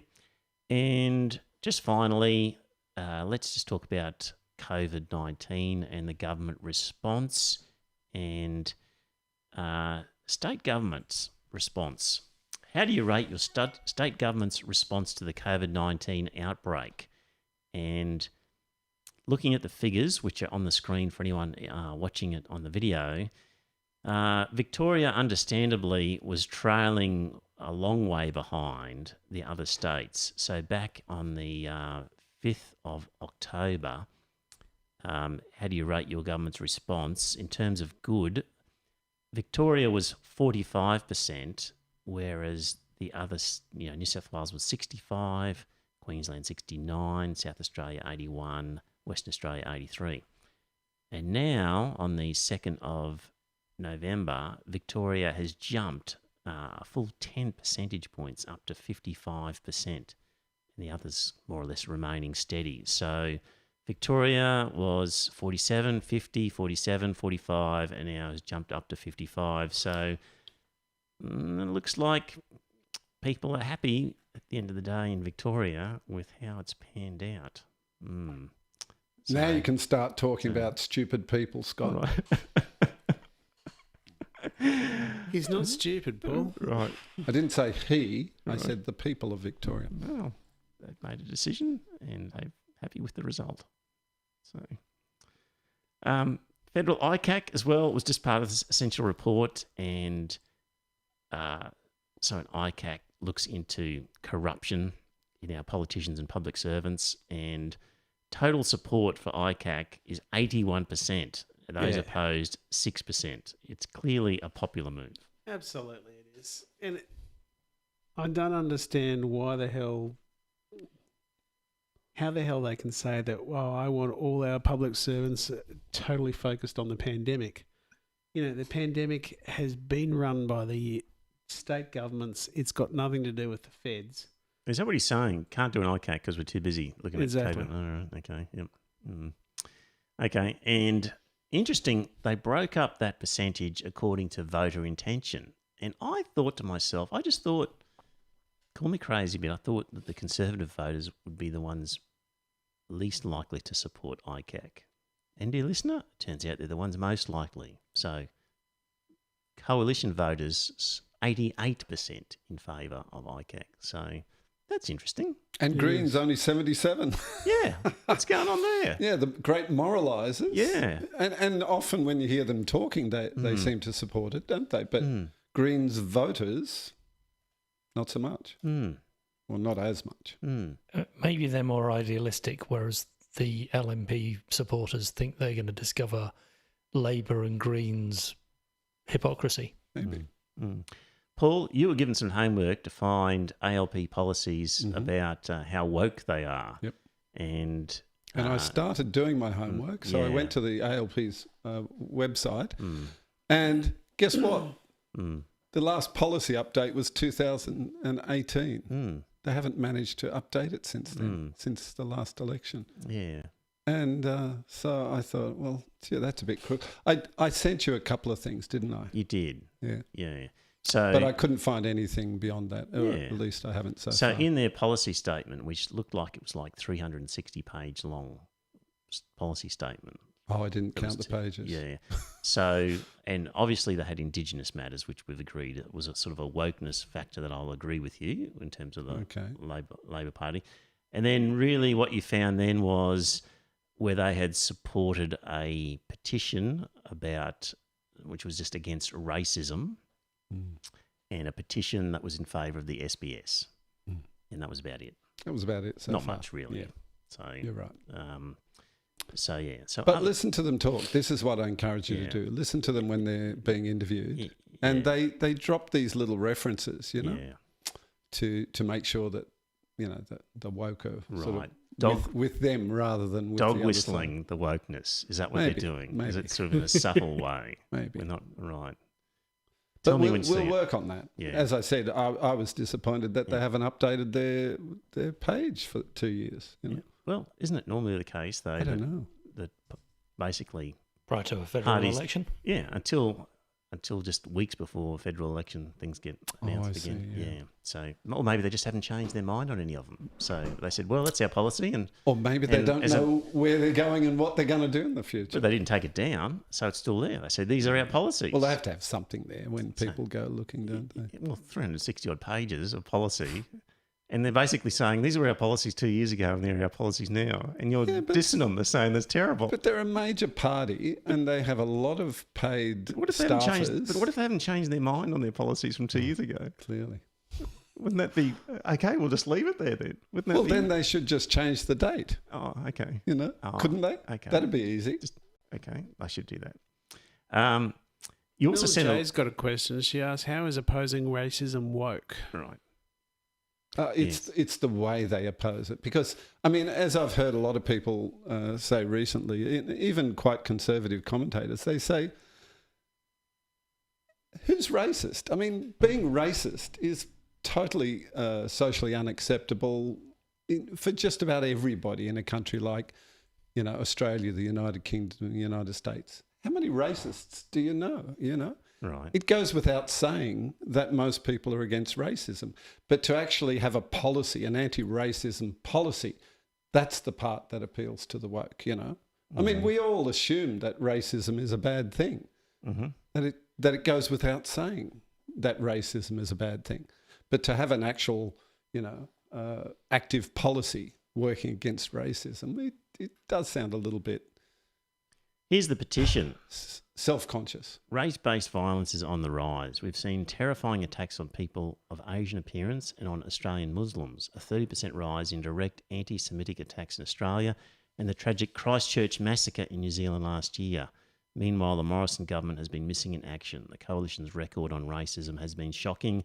The Abbott government proposed changes to Race Discrimination Act to weaken protections against hate speech. And then Senator George Brandis said everyone has the right to be a bigot.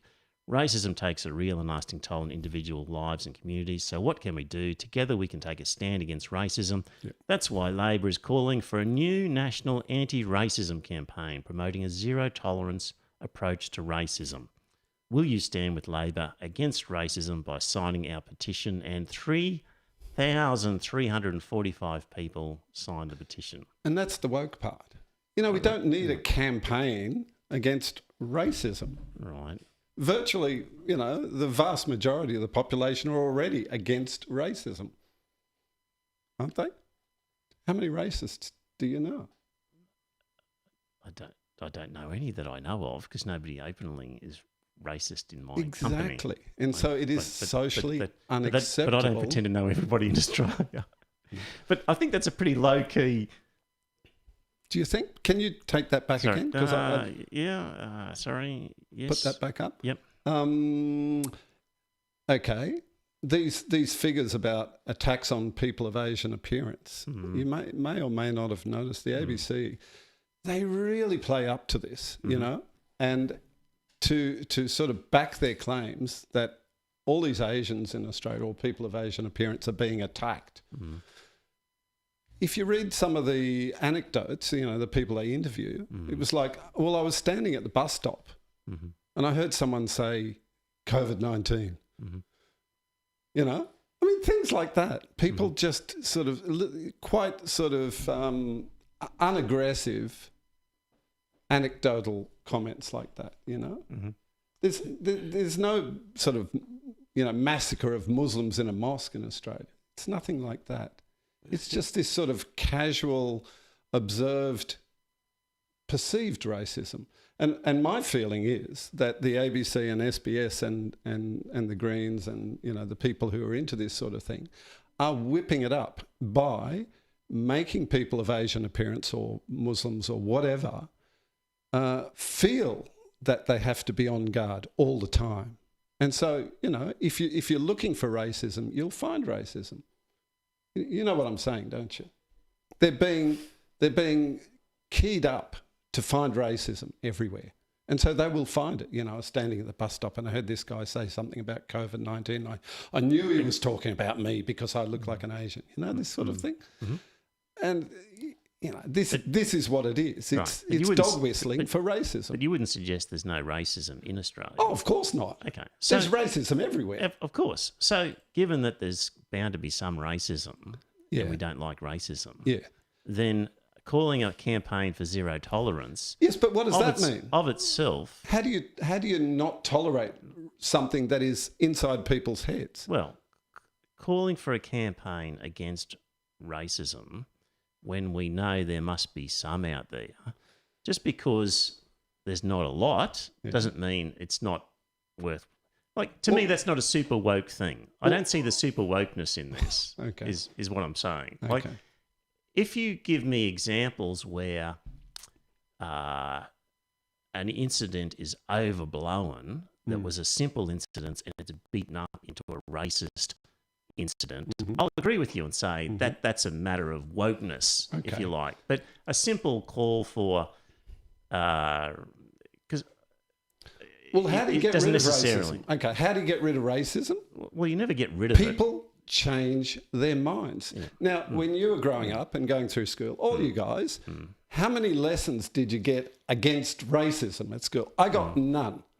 I don't remember any teacher in my whole school career saying, Paul, don't be a racist. Racism is bad.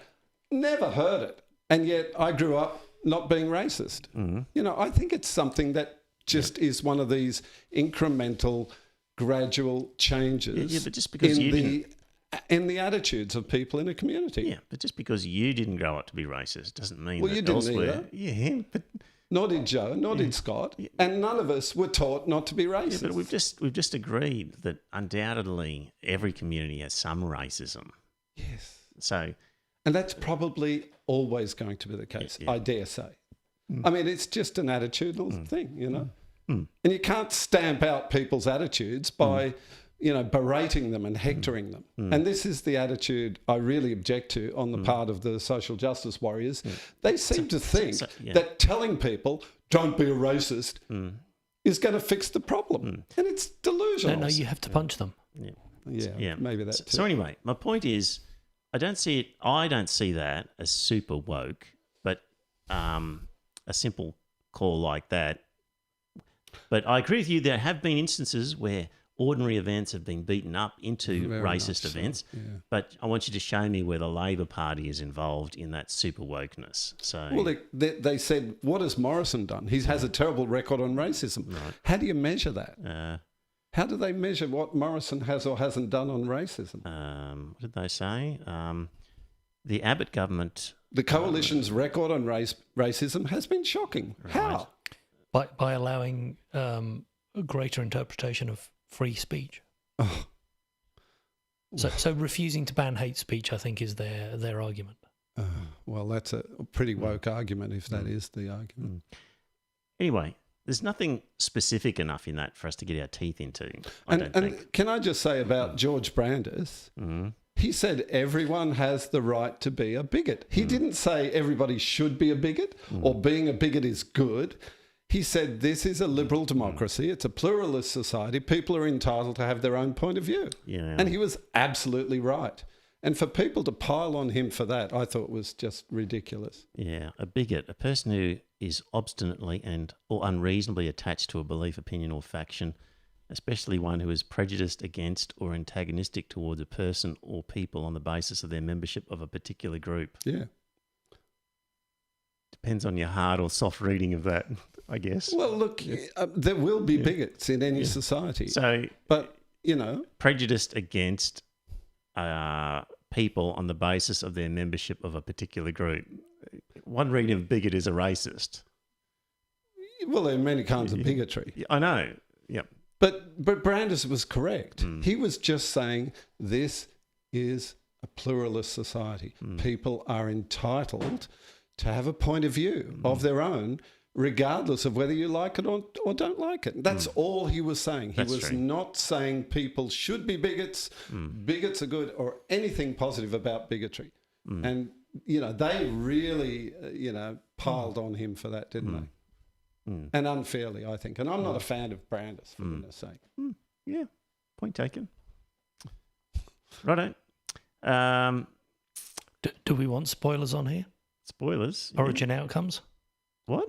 Oh, yeah, somebody gave us the score. The score of State of Origin. Oh, no, we won't, because some people might be recording it or something. Okay. So, yeah, we won't give that. So, all right. Fox News are saying yes, the House Democrats are looking like they're going to win it, 188 to 181. Okay. And the Senate is 47-47. Oh. Need 51 to control. Close. Okay. So but I think if the Senate was tied and you have the majority in the House of Reps, then you get to make the casting decision. Not sure. I think that's how it worked. Are you talking about who's going to become the president? No, in terms of control of a Senate vote. Okay. If the Senate is tied... Well, if that's 47 to 47, then you got the Democrat deputy president goes in and she has the casting vote. Right. Okay. So they're calling it the election for Biden. Is that what you're saying? No. So that's the Congress. The House of Reps. Yeah. Congress. But Fox are actually showing the same numbers as ABC. So 238 to Biden. Right. Currently. Right. Yeah. Okay. Just one other thing. There's been a bit of news where China has dramatically raised the stakes in its economic campaign against Australia, with multiple Chinese importers receiving verbal directives to stop shipments of Australian wine this week, dealing a blow to a market worth more than $1 billion last year. At least 4 wine importers have been advised by their local distributors, don't bother. And the lobsters are dying on the dock, aren't they? Several distributors have told the ABC that wine was not the only target, with shipments of Australian lobster, sugar, coal, timber, wool, barley and copper ore to be unofficially suspended from November 6th. What about baby milk, baby formula? Don't know about that. So basically, China is saying to Australia, you guys have been nasty to us and we're going to punish you economically. Is that a fair enough summary of what's happening, Paul?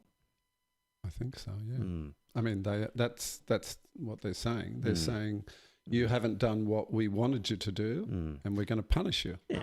And, well, or you've been saying nasty things about us. So what nasty things have they been saying? Well, Scott Morrison basically said that we need weapons inspector-like powers to enter into China and make sure you're... That. Well, that's ancient history now, isn't it? No, Paul. I don't think that's what they're upset about. I think they're upset about a whole bunch of things that have happened since then. I think that would be the main one. And I think also when Australia said, well, why should we bother with, don't criticise us for exporting coal, criticise China for buying it. Mm-hmm. So it's things like that where China has said, you guys are really giving us a hard time. We're going to stop buying stuff. Anything critical, they will be offended by. Yeah. So I think, the what was the other thing? The weapons inspector-like entry. I think there's been a whole raft of things since then that they're angry about. Indicating that the military alliance with the United States remains strong, and indicating that if push came to shove, probably they'd side with the Americans, obviously. But it's always been the case. Yeah. There's nothing new there. But we haven't made any new no, we haven't, commitments. because Australia has been sending ships into the South China Sea. Not a lot, but they have been sending ships. More than they have in the previous. Well, the Chinese have basically been saying stop sending ships into the South China Sea because that's our territory. So you think that's it? That's the only reason? I think it's part of it. Yeah. Right. I think there's probably a whole bunch of other things that they're cranky about. Right. But any time we do anything they don't like, they hold it against us, and they'll do whatever they can to punish us for it. They're vindictive, very vindictive. Yes, like every other country. No, I'm not sure every country is so vindictive. Well, name one that isn't vindictive. Iceland, maybe. Finland, probably. Anyway. You haven't got the audio ready, have you? It just... no, I don't. That's all right.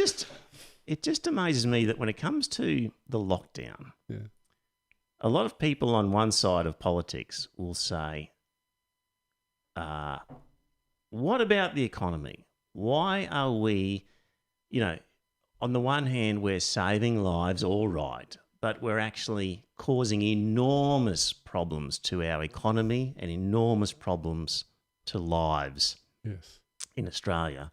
And, the judgment is that we shouldn't be doing this lockdown because of the damage to the economy. The economy is all important because of money and consequential life happiness. It's not just about money. Let's be fair. Exactly.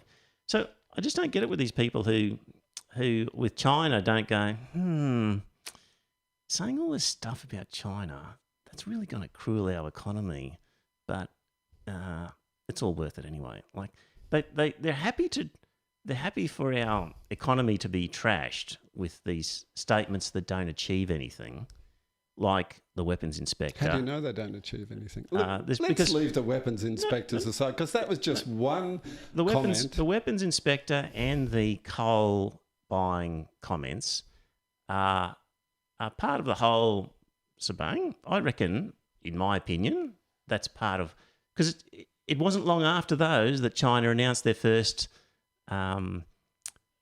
retaliation in terms of trade. Like, I think you'll find it's pretty apparent on the timeline that the trade sanctions happened not long after the weapons inspector claims were made. So I don't know why you're dismissing them so readily. I'm prepared to say China is doing it in retaliation for it. I don't know why you're not prepared to say that, because I'm not painting them in as good guys. No. I grant you that they would have been very cranky about the weapons inspector comment. Absolutely. Yeah. But I think it's just one tiny detail in a whole raft of things that have happened since then that they would seriously dislike. Anyway, my point is that making those comments achieves nothing. because there's no way the Chinese were ever going to allow inspectors in with weapons inspector-like powers, and saying to the world, well, don't blame us for our coal exports, blame China because they're the ones buying it. Again, that's not helpful when you're trying to sell coal. And the people who are happy for those comments to be made which have cruelled our economy and are going to cause us enormous problems. The same people are like, oh, well, the economy is all important when it comes to shutdown. I just don't get it with people who are prepared to wear anything when it comes to China in terms of what will happen to our economy. Don't really just brush off the damage to our economy. But when it comes to COVID, they're not prepared to brush off. I see it as an inconsistency. Really? You don't see any inconsistency? I don't, because it's a completely separate issue. The lockdown for the COVID was one strategy among probably a number of possible strategies, and people are upset because the governments chose lockdown, which caused enormous harm, collateral harm. But on the China issue, I think people see China as a kind of looming threat, and they want our government to make it clear what we stand for, our values. See, I see this as a sort of virtue signalling from Morrison on these things, yeah. Because virtue signalling in that he was moralising, but without putting his skin in the game, really, without actually achieving a change. So just making statements that weren't ever going to achieve anything. So I think he was doing some virtue signalling that's just going to cost us. Virtue? What kind of virtue? Well, you don't want me to talk about the weapons inspector power. I don't see how that's he was saying signaling. We are all about health, and we want the world to be a healthy place, and we want weapons inspectors in China. Now, that was something which is virtue signalling about our desire for a healthy world, but in reality was never going to achieve the thing that he was asking for. So it was a statement where you ask or suggest something that you never expect is going to happen. That's virtue signalling. I think you probably, and the same with the coal. Don't blame us for selling coal. These are the guys buying it. You don't think he expected the community of nations around the world to back his call for a weapons inspector powers? No. Well, I don't. I think this you're fixated on this idea of weapons inspector. That was a poor choice of words. It's important. That's the words he used. Yeah, I know, but it was one comment, and it was a poor choice of words. He was a little bit loose with his choice of words. When you do diplomacy, it's important. Yeah, but what he really meant was he wanted an authorised body of medical experts to be able to go into any country, including China, of course, and find out where the virus is coming from and how to stop it. As of right, yeah, without that country's permission, like a weapons inspector. Well, he was never going to get that. Exactly. That's the point. But how is it virtue signalling? Well, because I've just explained that. I think he really expected that the community of countries would get behind him and say, yeah, we need something like this. It was 24 hours after he'd had a meeting with the Americans. He said, we're not happy with China. Go and put some heat on them. Yeah, I don't buy it that he's just an American lapdog. Yeah, well, that's the view that the Chinese would have. They may well. And they're punishing us justifiably. Justifiably? Have that view. You don't think we have our own national interests that our government needs to stand up for? This government are acting like lapdogs to the Americans. Oh, I don't agree. I think we'll put it on the agenda. We'll put it on the agenda. We've done it for. I'm not a fan of this current government. Yes, but at least they're standing up to China and saying, "Sorry, guys, but we're not here to be pushed around by you." Mm-hmm. I think that's all well and good. Mm. All right, we'll agree to disagree on that one. We'll have to. Yeah. Anybody else got anything else? We'll finish up. Okay. I don't know. I don't know where Paul's coming from, actually. It's very. You haven't for a while now, Scott. No, I suspect. You're going off the rails, actually, Paul. Sorry, Scott. Off the rails? You're the one who left the LNP. Yeah, I know I left the LNP, but that's fine. All right. Well, And went to the Labor Party. Is that not off the rails a little bit? no, he's seen the light. So, It's come to Jesus. that's it. Hey, I was going to say next week we'll be talking about the result of the election, but I suspect we won't have a result. It's going to go before the courts, so the courts are going to depend. It depends on how long the courts take to actually make it up. But they'll be trying to do it as quickly as possible, obviously, because everybody's waiting for a result. And the longer it drags on, the worse it gets for the country, for the United States. And the Queensland election, we now have 3 declared seats. Right, officially, but clearly that's just the Electoral Commission being slack. Yeah, Aaron Claxton said, "Did you hear what Anthony Albanese said about the US election? Something along the lines: if Trump fiddles with the elections, we should pull out of ANZUS." If Trump fiddles with the election, we should pull out of ANZUS. Yeah. That's not a reason to pull out of ANZUS. Albanese has lost the plot, I think. That's. I mean, it's not Pull his out of place. It's not his place. He's the leader of the opposition. It's not his place to be saying what Australia should or shouldn't do after the US election. So I think Well, it's sort of he can talk about what Australia can or cannot do, but it seems to be unrelated to whether we should be in ANZUS or not. Well, I think it's we shouldn't be associated with an undemocratic state. Right. Because ANZUS is foundation is Democracy. America is a democracy. That's why we're in it. We're in it because America's powerful. That's why we're in it. And we they're still need their- powerful whether we they're a need their democracy or not. China's powerful. Why aren't we in a relationship with them? Well, maybe Because we they're should. authoritarians Maybe we should. and we're Not- Democrats. Not like those non-authoritarian Americans, but that's Well, another they're topic. not. Yeah. They're not. No, That is they're just- complete bullshit. No, because they don't go around the world invading countries and Well, they do overthrowing sometimes. governments. They do sometimes. But they do it all their the time, government Paul. is still a liberal They democracy. do it all the time. That's the problem. They don't do it all the time. Come on. Well, what did Jimmy Carter say about how often they do it? Do you remember that? You remember that quote, Jimmy Carter? No. Let me just see if I can find it. President Jimmy Carter recently noted that in its 242-year history, America has enjoyed only 16 years of peace, making it, as he wrote, quote, the most warlike nation in the history of the world. Since 2001, the US has spent over $6 trillion on military operations and war, money that might have been invested in the infrastructure of homes. China, meanwhile, built its nation, pouring more cement every 3 years than America did in the entire 20th century.